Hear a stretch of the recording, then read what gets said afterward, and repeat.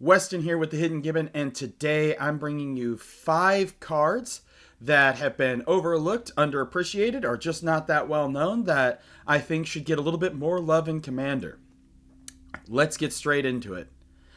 First up, we have Primal Order. It is an enchantment for 2 colorless and 2 green, and during each player's upkeep, Primal Order deals 1 damage to that player for each non-basic land he or she controls.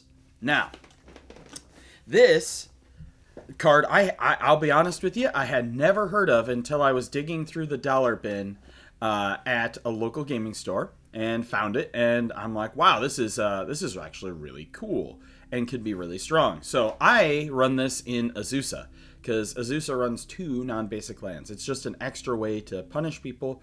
If you're running on a budget and the people in your pod aren't, it's a good way of punishing people for having a whole bunch of expensive non-basic lands without violating the bracket system of land denial, right?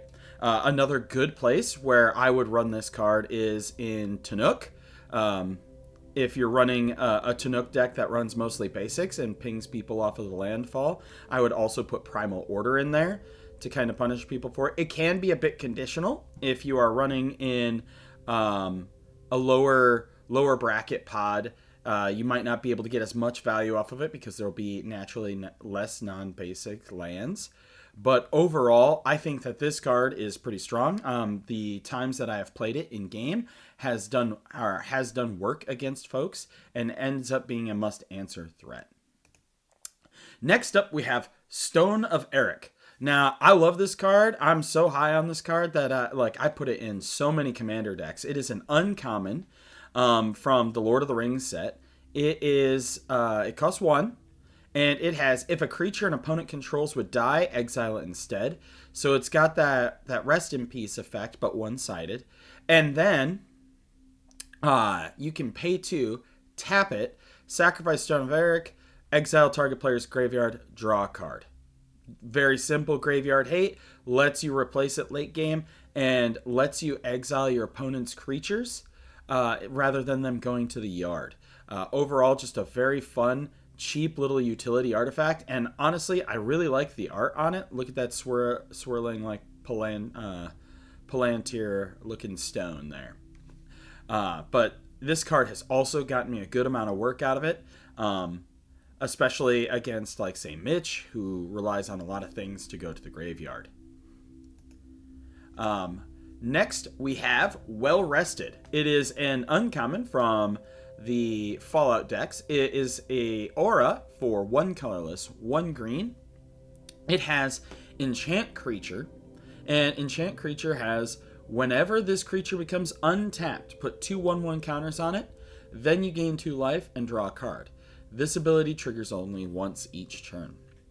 Now, there's a few ways you could play this card, right? So I have it in Janara, to put it on Janara because it's a Counters Matters deck, right? She's going to attack, and then she untaps, at the beginning of upkeep, or if you have an effect that untaps everything at your end step, etc. That just nets you 2 life. Passive life gain is fine. It helps keep you alive.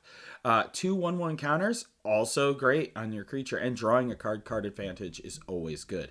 Another way you could look at this is if, like, say you have Thornbite Staff, and you have something that can ping, or fight as a way to untap it, so that way you might be able to do this not only during your turn, but during your opponent's turn.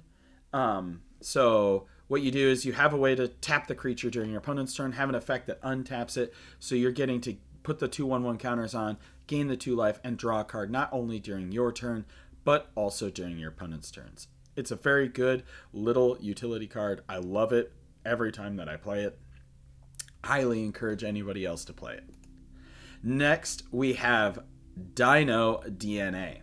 So, Dino DNA, besides me just absolutely loving it because it's a Jurassic Park card and I'm a giant Jurassic Park nerd, is a pretty fun little artifact for 1 colorless. It has imprint of 1 colorless, tap it, exile target creature from a graveyard. Doesn't have to be your own. Activate only as a sorcery.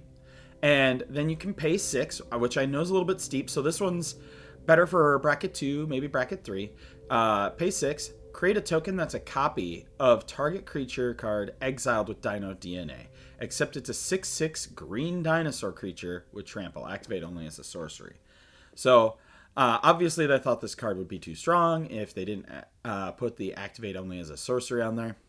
But this card can both be very good targeted graveyard hate. So say your opponent gets something really strong into their graveyard and you don't want that card to be in their graveyard, or say you stop their big threat and then you can exile their big threat and then you can make their big threat. The funniest thing I have done with this card is my Atali, the big Atali, has gotten killed, and then I imprinted it and started making a bunch of Atalis, which is kind of gross. It can be because you don't have to tap to make that token. So if you have a way of generating a lot of mana, you can do silly things with this. You can use think of your ETB effects. Atali. I run this card in Deadpool, and sometimes I let Deadpool go to my graveyard, just so I can Dino DNA him to make more Deadpools.